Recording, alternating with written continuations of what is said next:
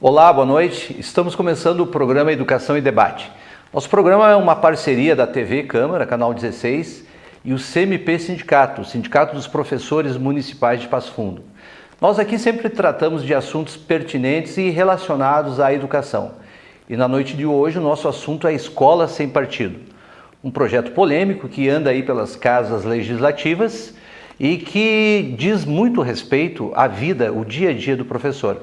E para falar um pouquinho sobre o Escola Sem Partido, nós convidamos o professor doutor Ivan Dourado. Então, Ivan, mais uma vez é um prazer te receber aqui, sempre atendendo nossos pedidos com muito carinho. E vamos logo no assunto, né, Ivan?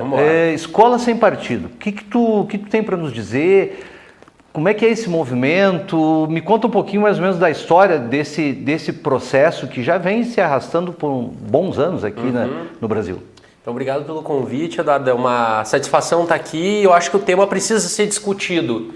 A gente ainda vive numa democracia, então nada mais válido do que a gente trazer esse tema para o debate. Ainda vivemos numa democracia. Ainda. Cabe registrar. Cabe registrar, né? É importante a gente localizar no Brasil que a gente está vivendo uma onda que a gente pode chamar de neoconservadora. É um tipo novo de conservadorismo. E ele está muito inspirado no movimento dos Estados Unidos, também, que voltou o olhar mais moralista e moralizante para o espaço escolar. Lá a gente tem uma corrente muito forte, mais radical, ligados a grupos religiosos também ultraconservadores. E lá a pauta inicialmente era a questão de gênero e a questão do ensino do evolucionismo versus o criacionismo. E ele foi transmutado no Brasil dentro de uma outra constituição de projeto. Ele começa em 2004 no Brasil, essa atualização do que foi esse projeto nos Estados Unidos, e o que a gente vê em grande medida é uma afronta ao espaço educativo. No Brasil a gente vive uma democracia extremamente recente, então é importante dizer isso, que a nossa democracia ainda não é consolidada, por isso que a gente provoca muito da possibilidade dessa democracia não continuar, principalmente frente a um governo como está se desenhando, mas que apresenta parece uma escolha de inimigos, e agora um dos inimigos abertos é o professor e o espaço educacional público. Esse projeto ele começou em São Paulo, se bem me lembro, com um advogado, Miguel Najib. Isso, né? Najib. A gente tem acompanhado, ele anda por aí pelo Brasil afora, fazendo a sua fala, fazendo a defesa do projeto.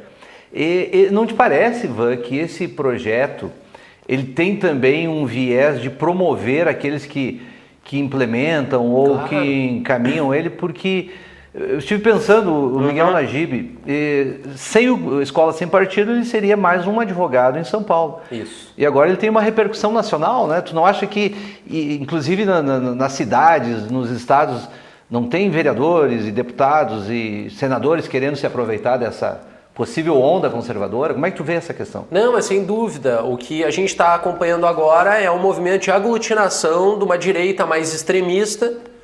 E agora essa bandeira está em voga, então parece ser criminoso tu ser de esquerda, porque eles te associam ao espantalho, tu é petista, então eles te associam dentro de um espantalho e criam uma imagem mais nova, por isso que a gente chama de neoconservadorismo, mas com ideias extremamente arcaicas, antigas, e o Najib é o exemplo da afronta que a educação vive no Brasil. Por quê? Porque o advogado pode falar de educação. O administrador e o economista, o secretário de banqueiro, como é o nosso novo ministro, ele pode falar de educação. Ele pode assumir uma pasta. Agora, se alguém da educação falar do espaço legal e do direito, aí não pode. Não pode. Se um doutor em educação assume uma pasta da economia ou da Casa Civil, aí seria um escândalo. Então, veja, no Brasil, a educação ainda é um celeiro onde todo mundo pode falar. E quando o educador ou alguém que estuda o campo educativo fala, parece que é mais uma opinião. Sim. Então, isso só mostra o desrespeito que a gente vive. E mais, a plataforma conservadora, essa neoconservadora, ela assume uma matiz de propaganda. Então ela lembra muito o que o Goebbels fazia na Alemanha, que era a divulgação de proposta vazia. Porque veja, a gente tem um problema educacional profundo no Brasil de nível de aprendizagem. O que o neoconservador faz? Ele não atinge, não foca a melhoria do aprendizado das crianças e dos jovens. Ele cria um espantalho, doutrinação, porque estão homossexualizando, sexualizando crianças. Esses espantalhos para a opinião pública, e ainda nessa onda que a gente está vivendo, parece fazer muito sentido. Mas o que é que se faz um governo quando ele cria esses espantalhos? Em grande medida ele começa a parar de avaliar índice de aprendizagem, que é o que está acontecendo agora. E para de investir em educação. Com a justificativa que ali já é uma causa perdida e, na minha humilde percepção, com o objetivo de privatização da educação pública.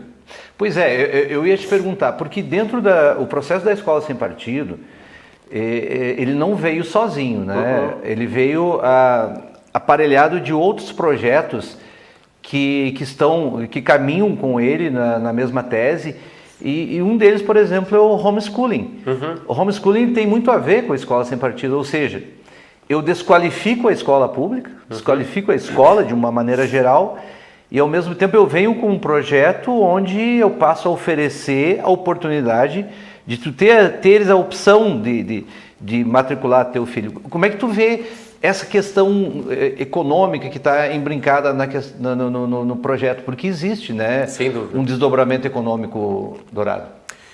A minha leitura é da mesma forma que o Escola Sem Partido começa nos Estados Unidos, essa ideia mais individualizante, individualista da formação do cidadão.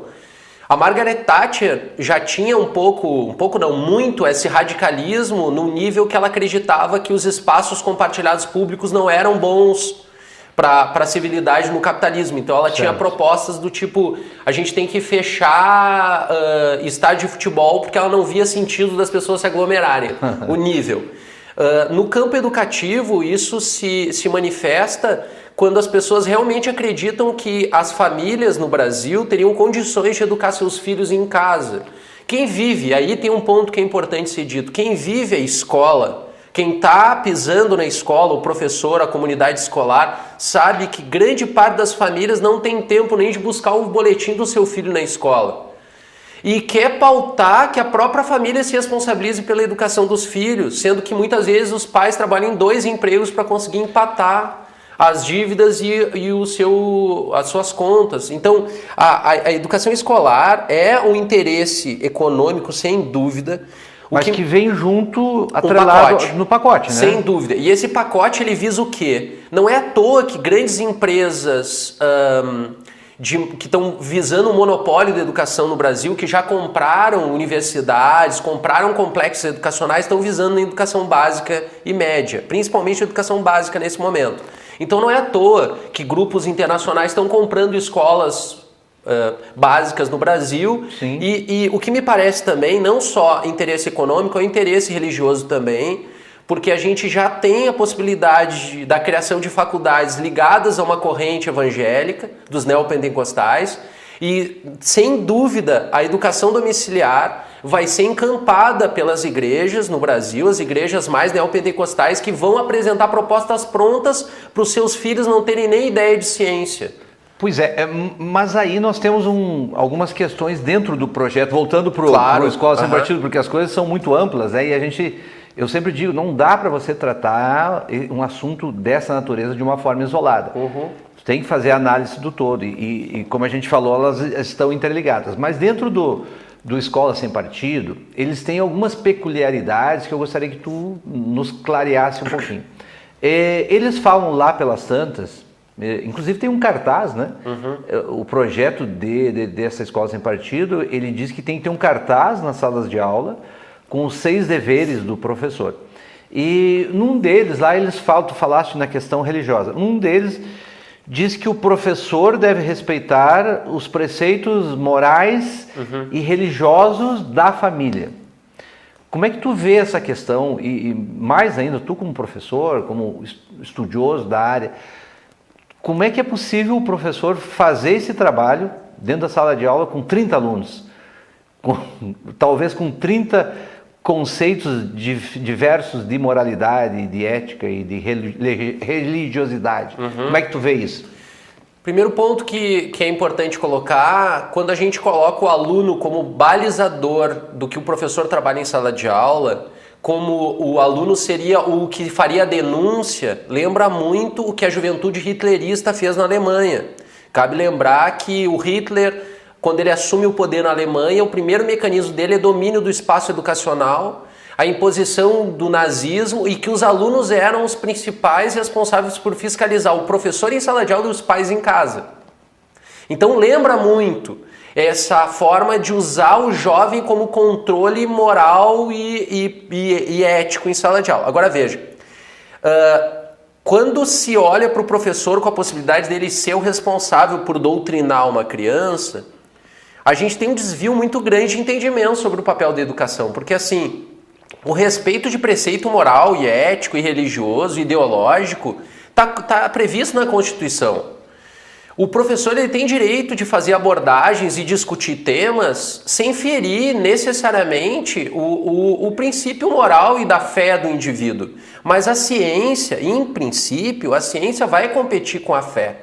Porque a ciência trabalha numa lógica diferente da crença. E com isso a gente não está dizendo que o cientista será um ateu, mas que o cientista, quanto mais a ciência avança, menos espaço teria para explicação apenas religiosa. Então hoje a gente sabe explicar a concepção da vida. Tanto é que é possível de construir em laboratório uma vida. Mas não significa que não possa acreditar em Deus e numa vontade divina, algo metafísico. Mas o que a gente não pode esquecer é que no espaço de sala de aula, quando eles estão falando escola sem partido, é um projeto que tem partido. São alguns partidos de alguns conjuntos ideológicos e eu juro que eu não consigo explicar o que está acontecendo no Brasil, porque a grande mídia está usando termos que advêm desse projeto, falando, por exemplo, em neutralidade, falando em que isso não é ideológico. Agora veja, o professor, quando ele escolhe uma bibliografia ou ele escolhe trabalhar com um capítulo ou outro, ele está fazendo escolhas. Pode não ser consciente dele, mas é uma escolha de um ideal. Então a neutralidade é um mito. Na ciência a gente tem mecanismos de buscar neutralidade. Na educação a gente busca trabalhar com uma multiplicidade. Agora, acreditar simplesmente que tu baixando uma lei que fere a liberdade de cátedra de um professor... Porque veja, eu na minha formação tive inúmeros professores, tanto defensores do conservadorismo, mais liberais, mais neoliberais nas percepções políticas. Eu também tive professores mais de esquerda, mais socialistas, mais críticos e tal. E em nenhum momento esses professores me impuseram uma visão de mundo. Eles me ofereceram formas de entender a realidade. E a escola numa democracia é isso. O que mais me assusta nesse tipo de ideia de escola sem partido é como é que é possível partidos defenderem escolas sem partidos e os mesmos partidos que defendem isso vão até as escolas com suas siglas e suas ideologias dizendo que eles não são ideológicos. Somente numa população que tem muito pouco acesso a percepções do que é ideologia, do que é conhecimento, do que é fé, para acreditar em discurso tão simplista como esse que está sendo apresentado pelos neoconservadores. É que, na verdade, o discurso simplista, o nome já está dizendo, ele é bem mais fácil da assimilação do que você tentar, por exemplo, expor uma tese mais complexa, que é difícil para qualquer um, né? Imagina para um cidadão que não teve o acesso formal à educação. Mas tu falou ali na questão da delação, né? Lá num dos artigos da Escola Sem Partido fala que, de fato, o possível professor doutrinador, ele será identificado através de uma denúncia que vai se manter o anonimato do denunciante. Veja bem, isso é terrível. Isso aí nos remete, de fato, ao Joseph Goebbels, lá da Alemanha nazista, mas... A gente vai, primeiro, nós vamos fazer um breve intervalo. Perfeito. E na volta a gente vai assistir um videozinho e tu vai me falar sobre essa questão da delação e inclusive se isso há alguma legalidade nessa questão, tá bom? Então a gente volta daqui um pouquinho, depois do intervalo, para conversar um pouquinho mais com o Ivan Dourado, nosso convidado de hoje.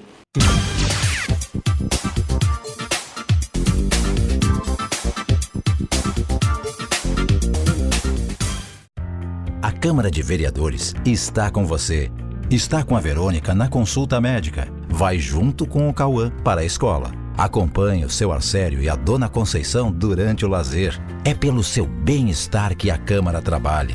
E é com a sua presença que vamos fazer mais pela nossa cidade. Vem participar, vem transformar, vem acontecer. Câmara de Vereadores de Passo Fundo, transformando a vida de todos nós.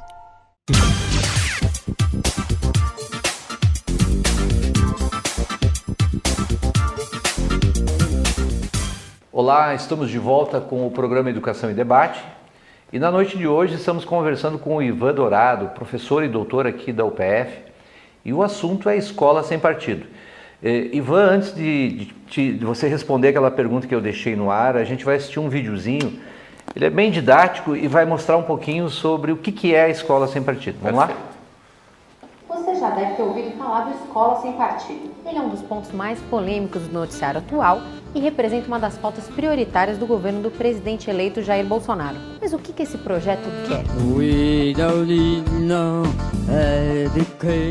Os defensores dizem que ele quer acabar com uma suposta doutrinação ideológica de esquerda dos professores nas salas de aulas brasileiras. Já os críticos dizem que ele quer censurar e intimidar os professores.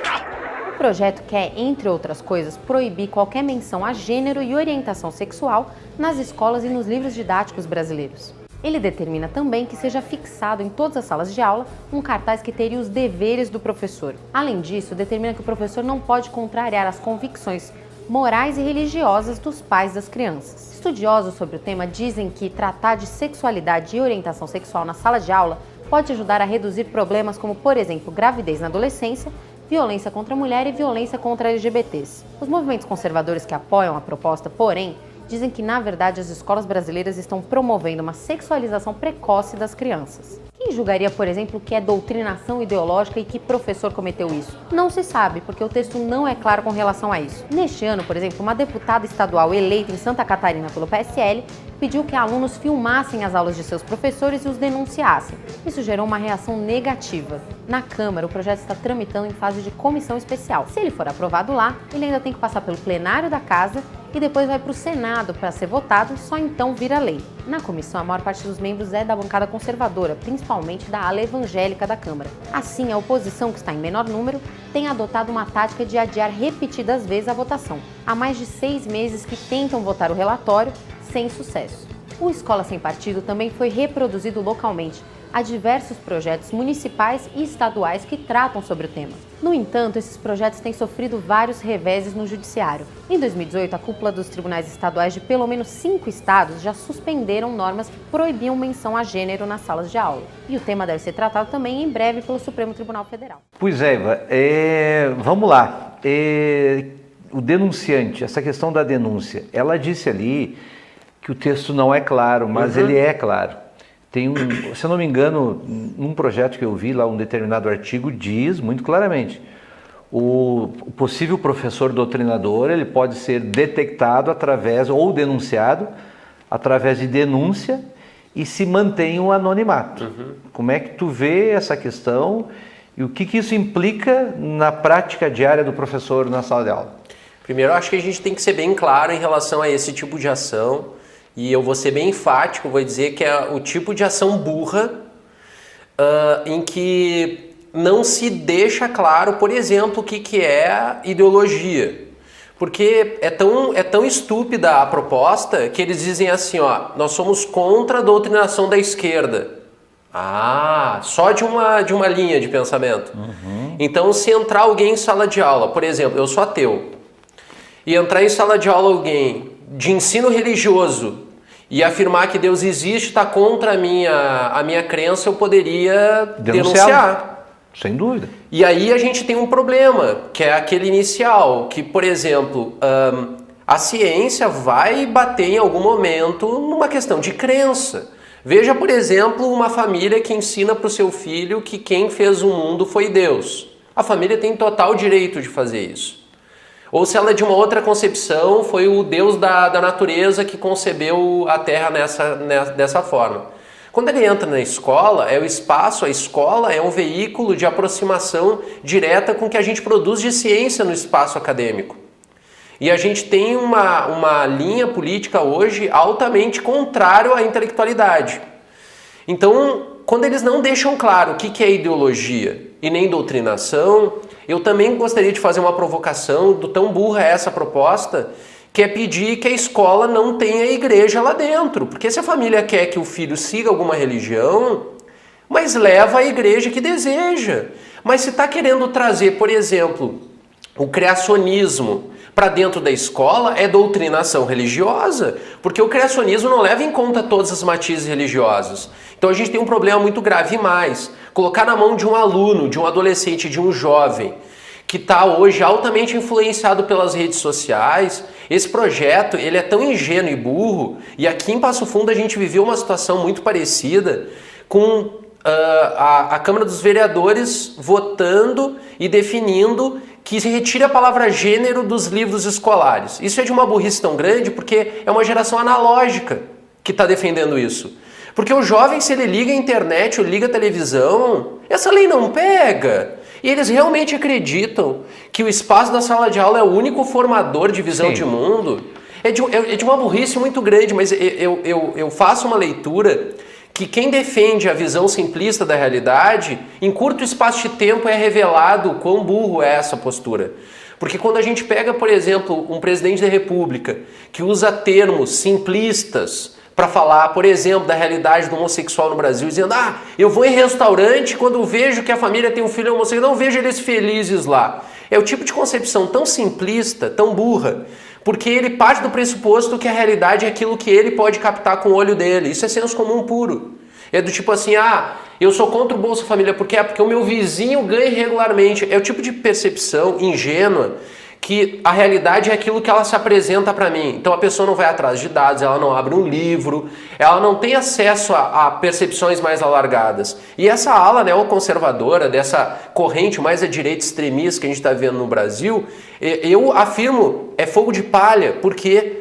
Porque quando eles não apresentarem resolução para o desemprego, para o analfabetismo, para a taxa de aprendizagem, para a melhoria das condições reais do Brasil, esse discurso que ainda está fazendo frente, ainda está colonizando o espaço educacional... vai cair por terra. Cai por terra. E o que cai por terra também, que a gente não pode esquecer, são os que apoiaram essa ação. Hoje os que estão apoiando a ação, enchendo o peito, se promovendo, como é o caso do Najib e muitos outros, Van Hatten, a gente tem um monte de pessoas que estão se promovendo dentro dessa linha. Quando ela ruir, a gente vai acompanhar que nem rato saindo de um navio que está afundando. É rapidinho esse perfil de político e de pessoas e dizendo assim, não, mas não é bem assim, agora eu estou me descolando. Inclusive, isso que tu está falando me lembrou agora que o deputado, agora deputado federal, o Kim Quintagari, é Quintagari, não sei direito o sobrenome dele, mas é o Kim. O Kim agora, ele era um dos grandes defensores da Escola Sem Partido. Através do MBL, ele fazia uma campanha em nível nacional. Não sei se tu acompanhou as últimas declarações dele, a nova postura dele, de que não é bem assim. Né? Que o Holiday também, lá de São Paulo, que agora ele está vendo a realidade. Essas questões é como tu traz, né? Elas são são de uma rudeza no aspecto intelectual. Ora, qualquer um sabe que de posse da possibilidade de tu denunciar o teu professor, o aluno, ou o outro professor, ou a comunidade, ou quem quer que seja que vai denunciar, ele não vai distinguir o espectro político. Exato. Ou seja, o cara que defende a escola sem partido, ou o professor que defende, ele pode ser o primeiro a ser denunciado, e em seguida está ali se explicando no Ministério Público, porque é onde ele vai parar, sem saber exatamente o que aconteceu, ele vai parar lá. Mas ela no vídeo aqui... A moça ela falou sobre a questão de fotografar e filmar. Na nova versão, na versão mais bombada agora do Escola Sem Partido, foi incluído esse artigo. Que o aluno poderá filmar, fotografar, registrar a aula para uma possível análise da família, enfim, há uma justificativa para isso. Como é que tu vê isso? E depois eu quero conversar contigo, porque tem um vereador aqui em Passo Fundo está fazendo um projeto justamente o contrário dessa questão. Ele quer preservar o professor e é bom que a gente fale sobre ele. Mas eu quero que tu me fale primeiro dessa questão, filmar professor. O ato de filmar sem autorização agride o direito de imagem. É um crime? É um crime, ou seja, está sendo incentivado um crime via projeto e é anticonstitucional esse tipo de ação. O que cabe dizer é que numa era digital, onde os alunos já têm mais acesso a ter uma câmera na mão, eu defendo o seguinte: querem que se filme o professor e agridam o direito de liberdade de cátedra e autorização de imagem, então façam isso em todos os espaços. Então, dentro de uma igreja eu vou poder filmar também o pastor. Também quando o pastor tiver, ou o padre tiver num espaço de catequese também vai ser filmado, o juiz vai ser filmado. Dentro dos quartéis. Vamos filmar então, e aí todos esses outros setores vão se sentir rapidamente incomodados e o projeto cai. E uma coisa que é importante deixar bem claro é que o jovem, na sua tenridade, ele é muito fácil de ser levado por modismos. Sem dúvida. Como qualquer ser em formação. Só que quando se fala em doutrinação em sala de aula, se ridiculariza o papel do jovem. Só se fala que o jovem é passivo em sala de aula porque é alguém que nunca entrou numa sala de aula. Porque quem entra na realidade da sala de aula sabe que os jovens são altamente questionadores e qualquer professor que tenta impor uma visão, o jovem até pode se calar por medo, mas ele sabe muito bem que não é o perfil de ser humano que ele quer seguir.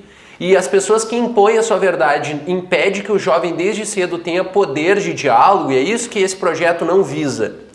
Porque sala de aula, ainda num perfil tão hegemônico e tradicional de ensino que a gente ainda vive nesse país, o diálogo é um mecanismo mais importante de construção de uma educação verdadeira. Não esse monólogo, esse professor que é o orador da aula, que fica falando o tempo todo. A gente deveria ter projetos de estímulo ao diálogo e à troca, onde o aluno possa ser ouvido e não o professor ser apenas ele, o falador em sala de aula. E a profunda reflexão, né? Porque, na verdade, e há uma contradição nesse discurso, porque o discurso da escola sem partido vem paralelo àquele discurso da possível nova escola tecnicista, da memorização, aquele assunto todo que a gente, inclusive, pode fazer um programa sobre isso. Perfeito. Mas há um discurso contraditório, porque eles se referem, por exemplo, os alunos brasileiros, em função da doutrinação, não vão bem nos testes de larga escala, tipo o Enem, tipo o PISA internacional. É sempre bom lembrar que o Enem, as questões do Enem são pura reflexão. Perfeito. Tu domina conceitos básicos, muito simples, mas a partir daquilo ali tu resolve problemas. Essa é a tônica de uma prova do Enem. E é a mesma tônica de um teste internacional como o PISA. Tu tem conceitos básicos e tu precisa resolver problemas. Essa é a escola do futuro. É assim que tu vai chegar à Lua, como eu vi a referência esses dias do presidente, que ele não quer alunos estudando política, não quer saber da garotada gostando de política, e quer que eles cheguem à Lua. Só chega à Lua discutindo, refletindo, falando sobre as políticas que são inerentes ao ser humano. Mas me diga uma coisa assim, ainda nesse projeto tem um vereador aqui, o Aristeu Dallalana, aqui de Passo Fundo, que é sempre bom fazer essa referência, porque é um projeto interessante. Ele está trazendo um projeto de proteção ao professor, da proibição de se filmar professores, porque isso é ilegal.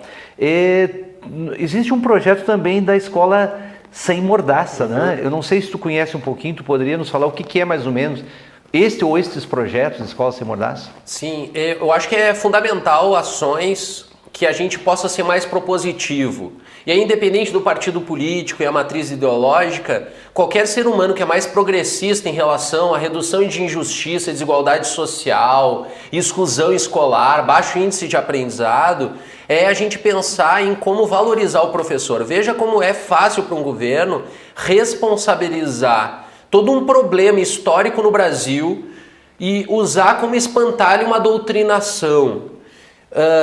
Só fala isso, só acredita nesse tipo de espantalho quem não sabe como é a realidade da sala de aula, como o professor é mal pago, como ele tem uma realidade de trabalho precarizada, sem tempo e nem recurso para acessar cultura, para ter hábito de leitura, para se reconstruir como professor. Então, ações como essa que visam a melhoria da dignidade, blindando o professor desse tipo de assédio político, porque no Brasil a gente não pode falar em campo educacional com autonomia, Porque no Brasil, os espaços de educação, como Secretaria da Educação, como órgão de financiamento de pesquisa, CAPES, CNPq, esses órgãos, eles estão sempre sujeitos a dimensões políticas e ideológicas. Isso é um problema no Brasil. Então, veja o quanto é importante que a ala mais progressista nesse país, a ala pensante, que a gente poderia chamar assim, e não reprodutora de senso comum e simplificação, que esteja engajada para fazer não só uma proteção do professor, mas para fazer uma proteção da educação como um todo, como um espaço privilegiado da gente investir nesse país, porque é assim que se constrói o futuro de nação. Não é com discursos tapafúrdio como faz o presidente atual, ou como o novo ministro da Educação, que reproduz inclusive trechos da fala do Hitler para falar da realidade brasileira. É estapafúrdio, é grotesco. Então, qualquer necessidade que o Brasil tenha de pensar a melhoria da educação e a condição de trabalho do professor e de aprendizado do aluno é louvável. O que me parece é que a gente está num momento de defender o óbvio. A gente chega num período no Brasil em que se responsabiliza os problemas da educação com doutrinação e colocando a responsabilidade em Paulo Freire. Olha o nível da ignorância do nosso país. E se a gente não diz isso, quem vai falar é esses políticos simplificadores do discurso que nunca colocaram o pé dentro de uma escola, a não ser para fazer campanha e fazer mídia em relação à escola sem partido, que são propostas vazias de melhoria da condição do estudo e de aprendizagem no Brasil. E a gente precisa pontuar debates com maior qualidade. Eu acho que o Brasil está carecendo de debates mais profundos em diferentes espaços. Me parece que o que a gente está vivendo hoje no Brasil é uma onda neoconservadora, simplificadora e é fogo de palha.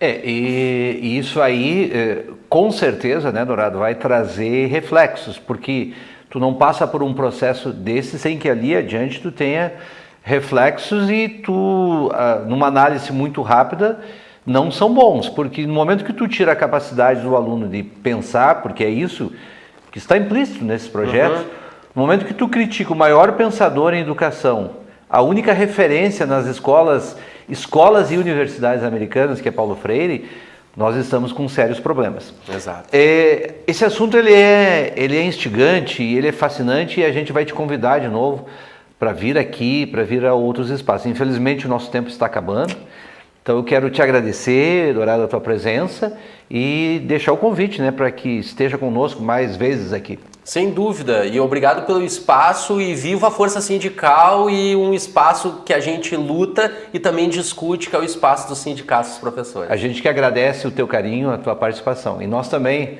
agradecemos a tua atenção, o teu carinho e fique conosco aqui na TV Câmara Canal 16, porque daqui um pouquinho nós temos mais atrações de qualidade. Uma boa noite e uma boa semana a todos.